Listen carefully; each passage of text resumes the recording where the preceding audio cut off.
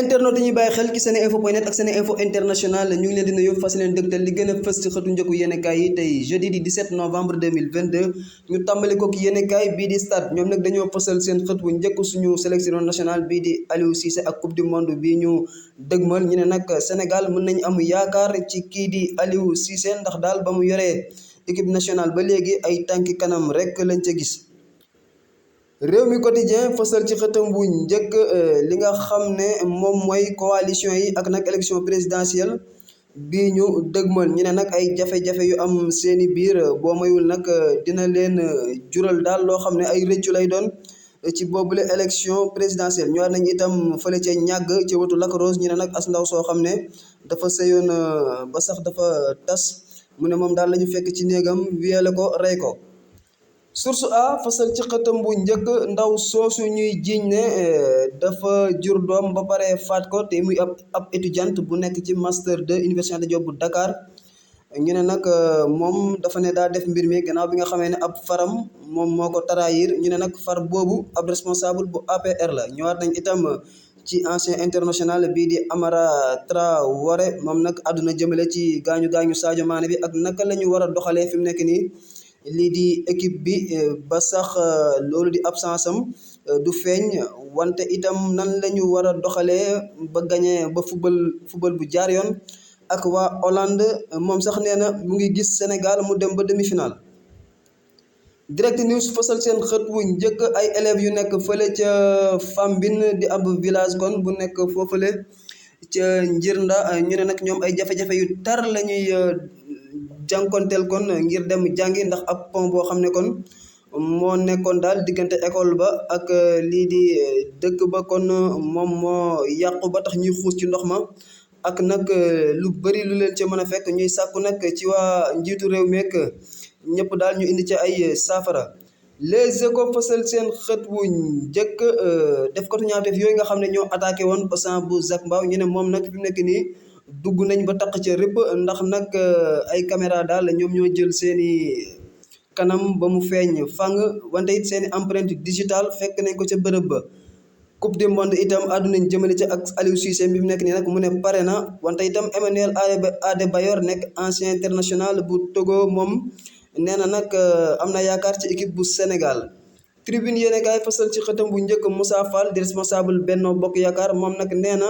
kii di Macky Sall daal lim koy digal mooy mu bañ a yóotu troisième mandat ñëwaat nañ itam ci béykat yi nga xam ne dañoo mer ba futt fi mu nekk nii gannaaw bi nga xamee ne nguur gi daal dafa fixé 275 li nga xam ne moom mooy njëgu kilogramme bu gerte gi.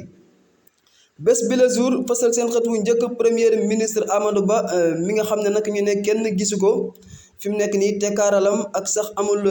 cabinet loolu nag tax kon ba ñu fësal ko ñu ne nag li ko waral moom mooy njiitu réew Macky Sall daal bëgg koo exposé. ñëwaat nañ itam ci lii di Qatar ñetti fan moo des ñu tàmbali coupe du monde bi ñu ne nag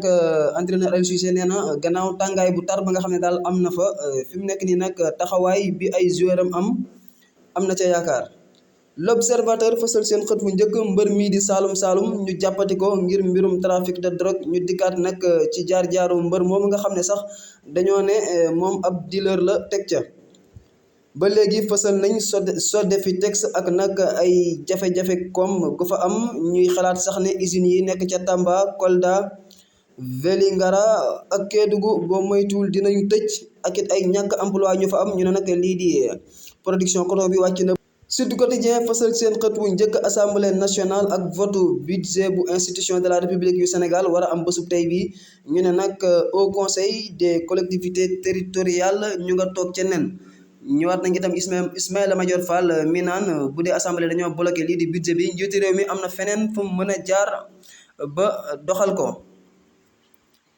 lii quotidien fasal ci xëtam mu njëkk njëg yi nga xam ne nguur gi wàññi na ko ki nga xam ne moom mooy ministre du commerce di Abdou Karim Fofana mu ne nag ci ay contrôle yu ñu def daal 56% ci commerçant yi ñoom dëppoo nañ ak yooyu la njëg yu wàññi te ñu ngi koy doxal. L'info fasal ci xëtam bu njëkk fële ca Nations Unies ak nag adoption bu résolution sur les droits des humains ñu ne nag réewum Sénégal lépp loo xam ne daal dafa jëm ci yoonal ak daganal lii di ngóor jigéen daane du ca dal. Le Soleil fësal seen xët wu njëkk concours d'agrégation de médecine fële ca CAMES ñu ne nag ay doomu Sénégal ay résultats yu am solo lañ fa def ci 70 candidats 68 yëpp dañoo réussir ñu am 19 rangs de major te lii ñu naan major des majorites Sénégal moo ko jël. Le Témoin fësal seen xët wu njëkk mbirum opposant yi di Ousmane Sonko ak Karim Wade nga xam ne nag dañoo ami jafe-jafe ak yoonu Sénégal ak nag ana lan mooy doon seenu ëllëg ci wàllu justice. ñëwaat nañ itam ci njiitu réew mi Macky Sall di président Union africaine di sàkku nag lii di Union africaine ñu boole ko ci groupe boobu ñu naan G20 ñu ne loolu nag am na ca ndam lu njëkk ndax laaj boobu mu laaj dinañ ko examiner ci sommet G20 bu 2023 wala am fële ca Inde. Enquête yéen kaay fësal ci xëtam bu njëkk li nga xam ne moom mooy rupture dialogue politique maanaam ñàkk waxtaan gi ñu nemmeeku ci lii di